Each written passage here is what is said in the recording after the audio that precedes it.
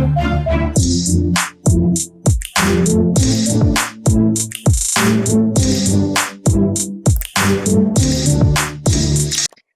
and welcome to ThePrint.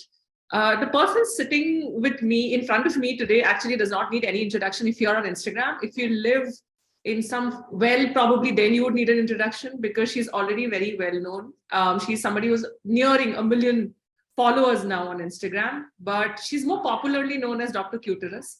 Hi, Tanaya. Welcome to ThePrint Soft Cover, which is a platform where we look at non-fiction books. And I think personally this year or even in the last year, this is the most fun non-fiction book that I have read. So I'll just hold it up for the viewers. Okay, let's what I'm talking about.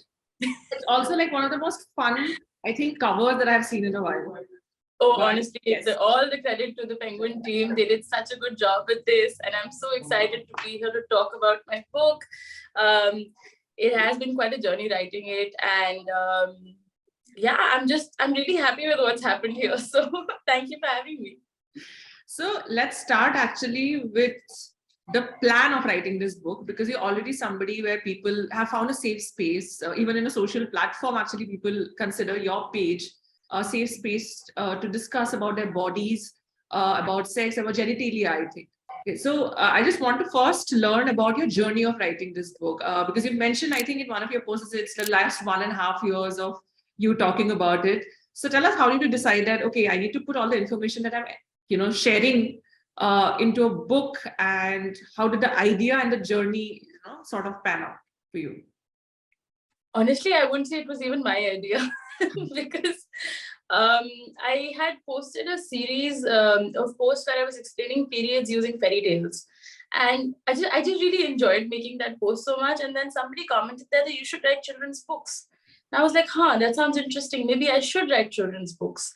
And just, it so happened that I got a call from Amazon Books at that time. They wanted to do a book with me, and it was, quite overwhelming. I had like barely 30,000 followers. All of this was very new to me. And I was trying to figure out how this is going to work. In the meanwhile, I was literally sitting with like a book proposal open, and then I got an email from Penguin that, do you want to do a book with us? I was like, okay, clearly I'm doing a book. There's so many signals from the universe. And that's how the book happened. I wish I could take credit and say, oh no, mere to bahut sapne the kitab likhne ke, but when I was young, everybody wants to be a writer, right? I mean, I had that idea in my head, but this book fell out of the heavens into my hand. And I think it fell out of the heaven into the hands of your followers and people otherwise as well, because I went through the book like, I think in a lot of speed. I was just like, wait, because this is so much fun. I actually got back.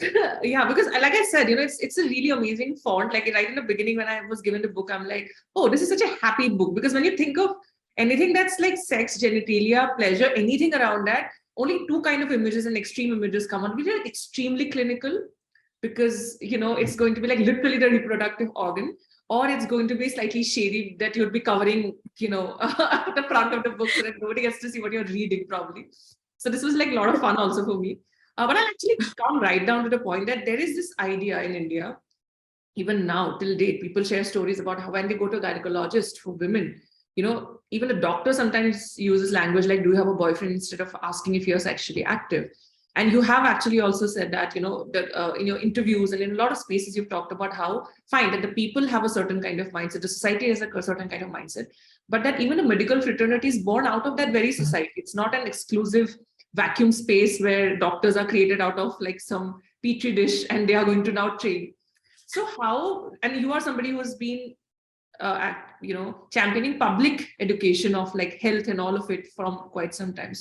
So could you tell us more about how this sort of issue exists both within the fraternity, where people ask questions like, do you have a partner, which also creates the shame within the patient who now will take a step back and, how does that person say, oh, no, it was not, it's, I don't have a partner, it's casual sex. Even saying that becomes such a judgment meter, because you have to be treated by this person and you're already feeling a sense of judgment from this person, right? I think it's a little bit more complex than that as well, because so many times doctors ask, are you married? Yeah. Instead of even asking if you have a boyfriend. And I feel like, I see it from, say, my online consultation patients, which are usually from like metro cities versus my patients in Allahabad, versus my patients that I saw when I was in medical school in Meerut. Right? There's a very different demographic in all three places. And I realized that if I ever said to one of my Meerut patients, "Kya aap sexually active hain?" not only would they slap me, their relatives would come and bash the ever-loving shit out of me. Because of the way we think about sexual activity, there's a certain inherent sense of morality associated with it, especially for women. And then, if I were to have that conversation and say my patients in Allahabad, I feel like some of them would be okay with it. Some of them would feel offended. They wouldn't beat me up. But, in another context, I really would be beaten up. Versus if I were to pose that sort of a question in front of, say, my online consultation patients from metro cities, they would get really cross with me that, why are you asking me if I'm married, if I'm sexually active? So there's so many different Indias that are happening simultaneously that it's also difficult for us as doctors to grapple with it and understand, because there's, inherently there's questions of class that enter here. Because if you look at a certain patient and you think, "Ha, isse to married ka puchna hai," then you're stereotyping them in a certain way, ki sar pe ghungat hai ya whatever. They could be the most modern, most feminist person in the world. You don't know. So it's very, very complicated. And on top of all of this sort of lasagna of complications, we have the cheese on top, which is that we also are coming from very misogynistic and patriarchal backgrounds. And then also the way we're taught medicine is so paternalistic, we're taught to make decisions on behalf of the patient. This option to exist hi nahi karta hai. This is what you have. This is what I'm going to do for you. Never mind explaining the diagnosis, never mind explaining the options. There's so many complications with the way that is addressed in our country that even regular healthcare is so problematic. And I know that as a fraternity, we're trying our best. There's so many obstacles for us as doctors. There's way too many obstacles that for us to meet people in the middle ground is difficult, because even we're struggling with so many of our difficulties with the healthcare setup in India. So it's difficult. There's no other way to put it. So coming directly to the book, so you've structured in terms of like I'll actually read out how the sections go, because it was really fun for me. It's like it starts with "It's your bits," you what's that go, and then it's speakers, deleters, and then so it was like, so was there like this idea that you wanted to, like you mentioned, like your content is also that there is a lot of fun involved, there is this, and that fun sort of often takes away that pressure of having the talk, and the talk doesn't have to be like the talk, but often we treat it as the talk all the time. The moment the word sex is uttered, there are multiple reactions. But how were you thinking? Like, how did you want to structure your book? Or was it like only your decision, or was obviously like it was also a publishing decision in that sense, or you wanted to have a certain kind of book that was a lot of you and your style, which people were already sort of experiencing online? I think my publishers have been very wonderful in letting me have complete free reign over what I wanted to do with the book. Other than correcting my terrible grammar and my terrible punctuation, they've been very hands-off in terms of the book. In terms of how I structured it, honestly, I'll tell you. I started writing the first chapter, which was the clitoris, because, I must. Yeah. And then eventually, when I started writing the clitoris, I went on the uterus, the ovaries, and then I realized that semen ke bare mein bhi baat karni hai, periods ke bare mein bhi baat karni hai. So how do I put it together? And when I started my Instagram account, I had started a small series called "It's Your Bits." It didn't do very well, but I loved the way it flowed. It's your bits, so cute. So I thought, why not take those elements and structure the book for people in a way that first let's understand the basics of things. We never thought about the basics of things. Once we understand hai kya ye, then we can figure out isse hota kya hai, and then isse kya galat ho sakta hai. So you go with, this is what it is, which is it's your bits. Then this is what it does, which is produce semen or produce sperm or produce eggs or whatever. And then here are all the things which can go wrong. For example, House of Horrors, or for example, not wanting a pregnancy, how contraception works. So, I know I have a younger demographic, so I do understand that a lot of my audience does want a more pregnancy-centric book, but I feel like you have to learn the alphabet first. Once you learn the alphabet, then you can string sentences and then you can make paragraphs. So pregnancy is a paragraph for me. Sentences is contraception for me. And the alphabet is understanding your basic genitalia. Which I, by the way, agree that, even if you mentioned that it's a younger demographic that's like looking up your stories and so, I don't think people still have like complete information. Like for me, I would probably think myself like, okay, I'm very well read and I'm aware. Even then, for me, there were like bits of information that I had never really read anywhere, or maybe it was like, oh, I, didn't think of it this way, or I didn't even realize like, no, there were. That was the whole point. Like I was so happy with it. It's like, oh, you get to interview. I'm like, yeah, I get to learn new stuff as well now. Coming back, because again, I'm constantly actually mentioning your content because that's where it all started, and then it's sort of like in the book. So there's a bit where you've spoken about the idea that when we're talking about like all of these ABCs, somehow pleasure is supposed to be like, we box things up, like it's either only like the reproductive sense of things, or it's the clinical bit of it, or it's the pleasure bit of it. Like they're not never allowed to sort of merge together when we often talk about it as well. So the conversations also happen in those terms. Like when we're talking about pleasure, we forget about safety. When we're talking about safety, the clinical aspect of it or the health aspect of it maybe goes out the window. So, when you were creating content, or even when you're writing it, what was the idea? That did you realize that it's going to be a tough challenge to tell people that all of these are not straight jackets? They actually constantly merge with each other, and which is precisely why we have so many cases of unplanned pregnancies within, outside, with marriage, outside marriage, despite everybody knowing everything. Health pamphlets to hai, sabko pata hi hai. Like everybody knows there is something called a condom.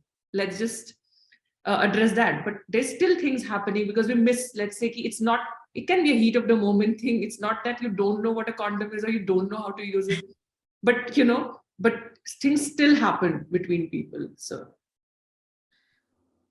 I think there's two very distinct, and I'm talking purely in a social media sense at the moment, there's two very distinct sets of educators that are there. There are sex educators, there are health educators. Ye beech ka like the Venn diagram doesn't intersect at any point, right. And unfortunately, the health educators don't have a very sex positive approach, and the sex educators don't have a very health informed approach. I understand where both of them are coming from. They're both coming from an angle of trying to create accessible information and, just helping people understand their bodies better. But yeah, these two things are so inherently interlinked. You can't talk about sex and sexual health without understanding the clinical aspect of it, right? There's so many well-informed pages, especially from the US, that I see they make very good content in terms of pushing sex positivity, but in trying to destigmatize, say, things like STIs and all, they sometimes forget that there are very real, very impactful consequences of, say, for example, STIs.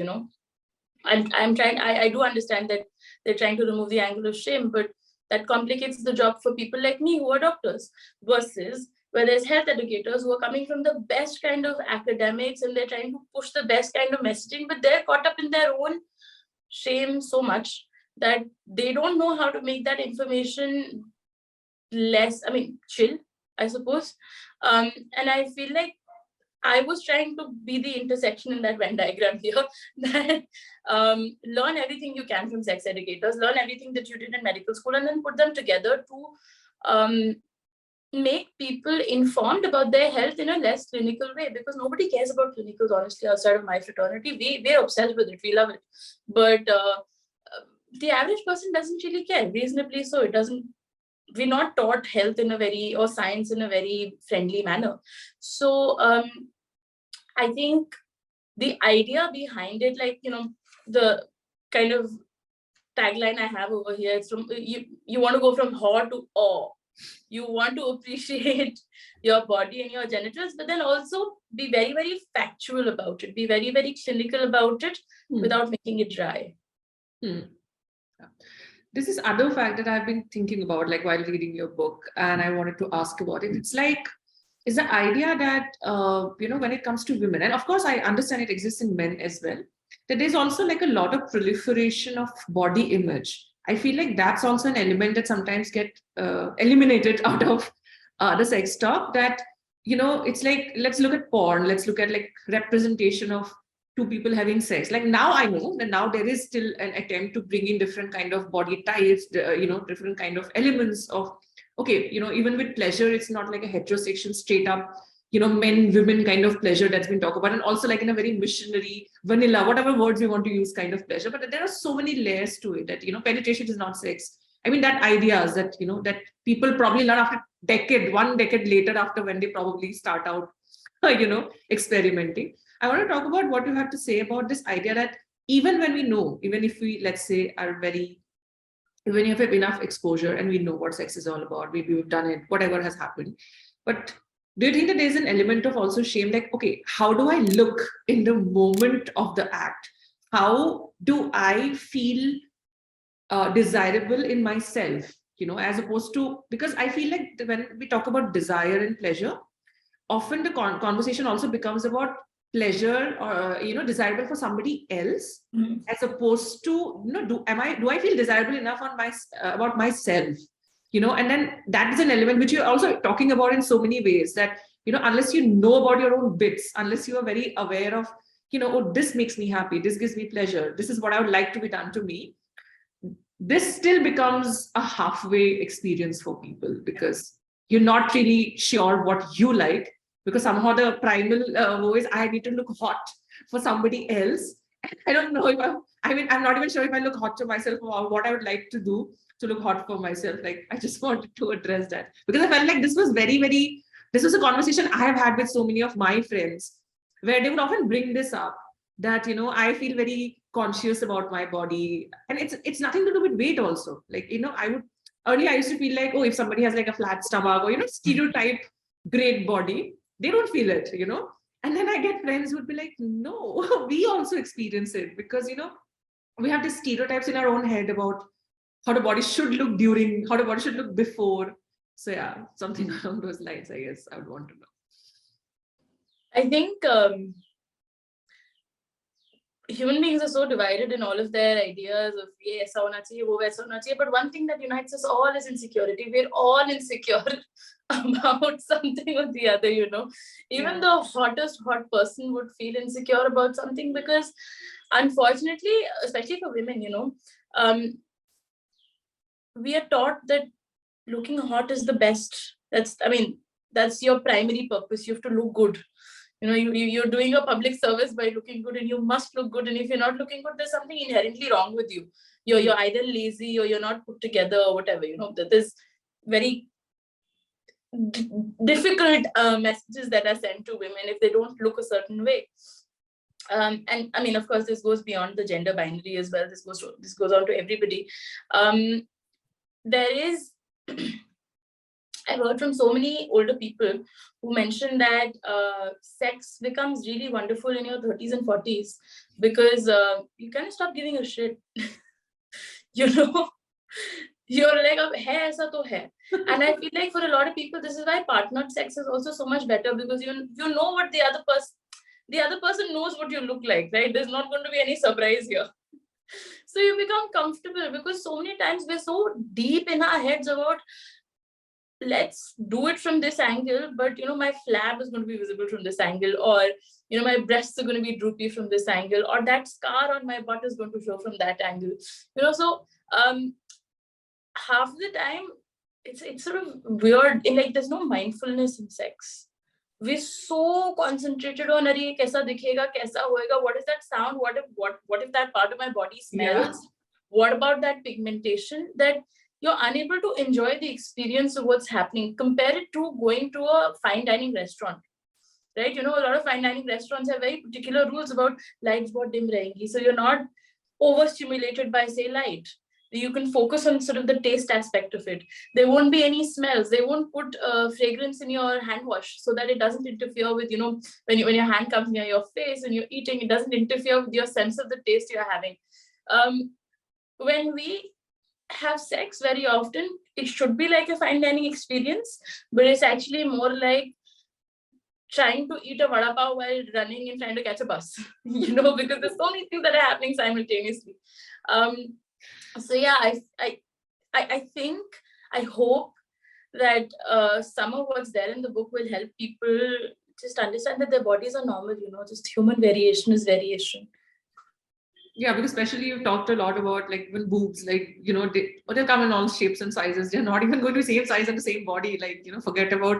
And but we are so fixated on look, they look so perfect, or whether or not they look perfect, that we forget about like, okay, they are just body parts, ultimately also just packets of fat. But yeah, I'm not trying to dismiss their appeal, but yeah, I think coming down, I just wonder if you had any, like, if you wanted to share actually, maybe because you said you, since the demography that you have worked and experienced has been so diverse, do you have any, I don't know whether to call it funny or it'd be insensitive to call it funny, but any such moment that you remember when this sort of misinformation has come up in a really humorous way to you, and then you'd had to like really pause and think, okay, what do I say to this now? This is not my story. This is my parents' story, and my parents are fertility doctors, so they also have their own set of incredible stories over the past 45 years that they've been doctors. So no, what, over 50 years that they've been doctors. So they used to have a patient. I always tell this story in all of my interviews because it's just so fantastic. They had a patient, like a couple, who had been trying to have a child for the past 7 years. So usually how it works is my dad does male infertility, my mom does female infertility. And, both are talking to their respective patients and they're realizing there's nothing wrong here. All the tests are coming back perfect. They have really healthy sperm, they have really healthy eggs. They should be able to make a child like this. But nahi ho raha hai. 7 saal ho gaye hain. So at some point, my dad is sitting there very confused कि क्या चल रहा है भाई, क्यों नहीं हो रहा है ये? So he brings the husband into his chamber. He's like, क्या कर रहे हो तुम? Why is this not working? And it turns out that for the past 7 years, this man had been penetrating his wife's belly button. Because बच्चा पेट से आता है. Oh my God. I mean, you can't fault his logic. बच्चा पेट से आता है, पेट में छेद है. This makes sense. This is a new level of misinformation that I just get. This is before porn, right? This is before the era of like widespread availability of porn. This is like 20-25 years ago.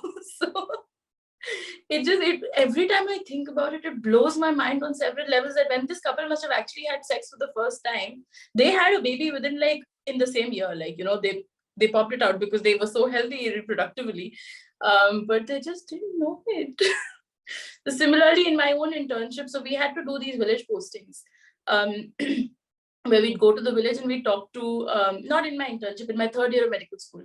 So one subject we taught is community medicine, which is public health.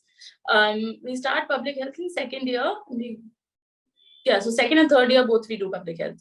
And we start village village postings in second year. I went to one of these postings and you basically make a chart of like what the family is like, what is their information, have they been given contraception counseling, things like that. So I was, allotted a young couple and they already had 2 or 3 children and they were saying, "Bahut pareshan ho gaye, abhi aur nahi chahiye." So I explained, contraception to them and I told them about condoms. And I think the example we had used was, you roll on a condom onto a banana to explain how condoms work. Well and good. I go back, second year khatam ho gaya, third year I come back for my posting. They have another child. I'm like, "Sir, ye kya hua? Main to aapko bata ke gayi thi."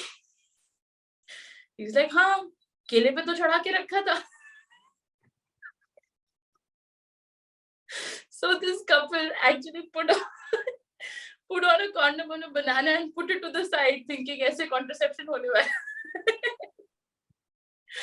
So the doubts are so fundamental, it's hilarious, but it's also sad that why has nobody taught us these very practical things? Yeah. They're so impactful.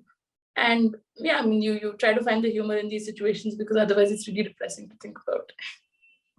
So actually coming to that, okay, again, when we're talking about pleasure or knowing our bits, since like I said, the conversation is so invested in what you do with or to the other person, do you think that there is still this large gap where people are not sure? And I think women more, even though I know that stats are now thankfully proving us otherwise, that women are actually taking active roles. You have also spoken about, the idea of using sex toys for pleasure and, and not for pleasure because, and then again, the idea that sex toys can only be used for own pleasure. Like it can't be used for partnered pleasure. Like they are like, even in the so-called most advanced of ideas, there is this random bit that, nahi, wo to khud ke liye use hota hai. Like it's not used for somebody else. Do you think that there's still, however, this like gap about this guilt about when it comes to pleasuring the self, as opposed to, like, do you think people still would probably hesitate less about sex with somebody else, as opposed to, okay, you don't have a partner, even if you or maybe the idea is that if you have a partner, why do you need it, sort of a thing. There's a partner, you're getting it. Why do you need it for yourself? Or that pleasure ka degree or kitni baar, like, and unfortunately these are still talks that happens, right? Like the number is so important for people still. Like if you're dating somebody, like, okay, how many people, as opposed to how is it safe. Like the conversation is never was it safe, it's like how many people. And then how many people is more rooted in morality, as opposed to somebody saying that have you been practicing safe sex, or have you been taking precautions, or the idea that how many times a week becomes like a moral call, instead of that, okay, I can have a high sex drive, what's wrong with that, I just like it. Or the idea that why do you need, like I said, why do you need masturbation when you have a partner, right? So like these stuff. I think there's also this element of asking for pleasure is slutty.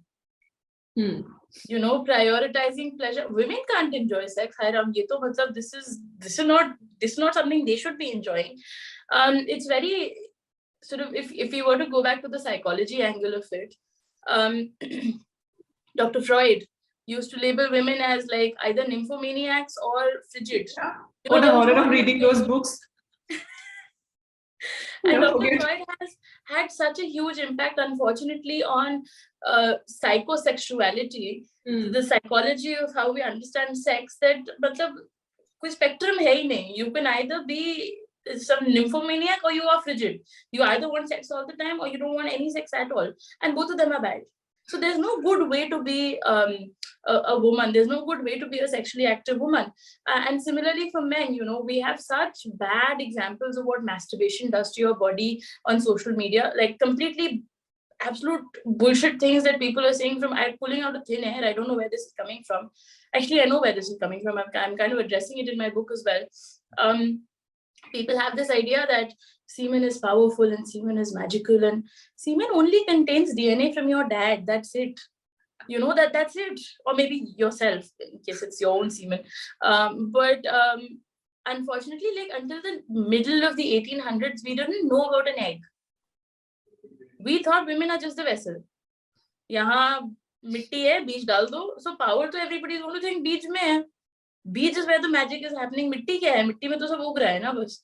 So we learned about the egg so late in life, in the history of humanity, that there was no understanding of the power of the female body as well, and the involvement of the female body in this, as opposed to just being like, you're just receiving it and you're growing it. The actual life force is coming from the sperm. So much so that, some not ancient, medieval and like Renaissance historians used to think that, scientists used to think that sperm actually contains tiny babies. It's just like a rolled up tiny baby with a tail, and then you put it inside a woman and it grows. So we have, unfortunately, because of that sort of a mindset, we have such bad ideas about the ills of masturbation, especially for men. And masturbation is labeled as something bad or something harmful. And at the same time, for women, it is that masturbation is shameful because, you can't demand sex. You are here to be a receptacle and that's all it is. And it plays on so much into the language. For example, the vagina literally means a sheath. For the penis, sword. The mighty penis sword. That's the whole point of a vagina, to fit around a penis, or like a box for the penis to fit into. So we have a lot of shame in our language, and shame in the way we treat these subjects, and misinformation. Pleasure is very democratic. Masturbation is very democratic, and everybody can access it. You don't have to have a fancy sex dungeon to enjoy it. And maybe that's what bothers people. Pleasure should be something, that only is like a class and caste angle. Pleasure is aspirational in some way. Unfortunately, I'll have to ask the last question because time constraints. Like I said, my face is falling because I realized, look, it's been a long time now. I have to close the interview. But I'll go back like very specifically to the book that I think for me it stood out like when I was reading It's the Bits and I was going through stuff. And like I said, for me it was also like a test. I was also testing myself that, I like to call myself well-read and everything. Okay, how much of these bits I know? And there were a lot of things that I had no idea. Not because, I would not read about it, but because I realized like in the public domain, so very little of this exists. And I was reminded of my own sex education, which was zero in school, because everybody skipped chapters. That was a practice, right? Just skip the chapter. And weirdly, exam में नहीं आएगा, इसको काट दो. हाँ, exam में नहीं आएगा, टीचर को नहीं बताएगा. Students have started laughing, giggling like 15 minutes before the class. So the teacher has also felt very uncomfortable and decided, let's not do it altogether. So pubic hair is actually one of the chapters that stood out for me because of how the amount of misinformation that centers around this. Because getting waxed, the process, the trauma is altogether there, because whether or not you want to get a bikini wax of women, or whether or not, like I see so many even reels on Instagram talking about, whether, I mean, it's again such a pressure about whether or not you would sleep with somebody if they don't like. It is insane, but people have absolutely no idea. And I know that you mentioned in the line that, we just consider it so, there's this so much of practice to get it removed that we don't want to know what it does at all. Like, why does it exist in the first place? Why, we need it? And also, I think I was remembering what you had said. I think there's a line, I mean, I'm just not the exact of it, where you're talking about when the first time you actually it grows, like the first time you realize, I have it. It's such a horror moment for a lot of people that, oh my God, the visual of it is so important. Sorry? My body's changing. Oh my. Yeah.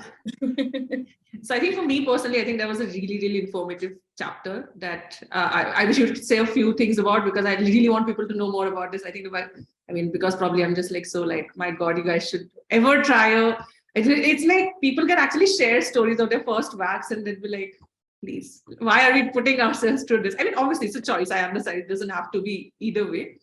But do you think that there is so much pressure to be hairless? वो तो पहले से ही, for women तो वो पहले से ही था, ऐसा नहीं कि नई चीज है. But even for men, like this push to just be very hairless is also causing a lot of these issues, because, even if you're not really bothered about it, if you've never really even thought about it, everybody around you is like, no, this should be done. Yeah. So you just end up doing it. It's quite comical that, we're so afraid of body hair that TV पे razor का add आता है तो उसमें बाल नहीं होते हैं. वो स्मूथ स्किन पे रेजर चला रहे होते हैं दिखाने के लिए that this is a razor and it works fantastically. So there's also another story I cover in the book about this famous art historian who had been consuming so much art, and he's a famous art critic, and he's seeing naked bodies all the time in these fantastic I love so much. And the first time he goes to consummate his marriage and he sees that his wife has hair, and he's like, what is he thinks she's a monster, and he runs away. And this is how somebody who's constantly exposed to naked bodies in art and theater and things like that, for this particular person, was so alarmed by the presence of hair, which is so natural and human, right? There's like lots of instances of how people feel really freaked out about having hair. For example, a lot of my patients, when I'm examining them, they apologize to me. They're like, sorry, मैंने shave नहीं किया. But I mean, I don't care really, it doesn't bother me, it doesn't hurt me. In fact, I'm glad you didn't remove your hair or whatever, because there are lots of health implications of that.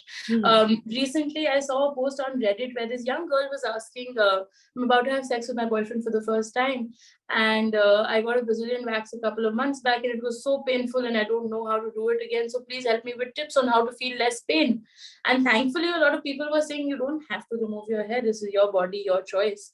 But the idea that you can't have sex, or you can't show your genitals to somebody if they're covered in hair and it's dirty in some way, is so unfortunate. And I don't know how we managed to convince people of such a stupid thing that there are lots and lots of reasons why you wouldn't want to remove your hair. And I do understand that, a bush there might not be the most appealing thing to some people, in which case you can trim. Trimming is such a wonderful and valid option. But we just believe that these baby butt kind of smooth genitals is the best way to go. And that's very problematic, because the only time in life where you have that smooth kind of genitals is when you're a child. So are you finding child genitals appealing in some way? Why are we trying to revert to that sort of, there's like, it's really weird and icky for me to think about. On that note, thank you so much for talking to me. Obviously, generally, having this kind of conversation with somebody, being able to have this conversation with somebody, I think is wonderful in itself. The book, like I once said, I'm already a fan of the book. So, I've loved it and I want people to really read it. At the moment I got it, I remember putting up a story and saying, I'm really excited about this book. I'm really excited about this interview. So for me personally as well, this has been really amazing. And the other thing is, I absolutely love all the metaphors that you use, not just in your book, not just in your content, but even right now. I think that's just like the happiest way. I don't think I have this happier conversation related to probably reproduction and all of it, or contraception, or even pubes with anybody in my life so far.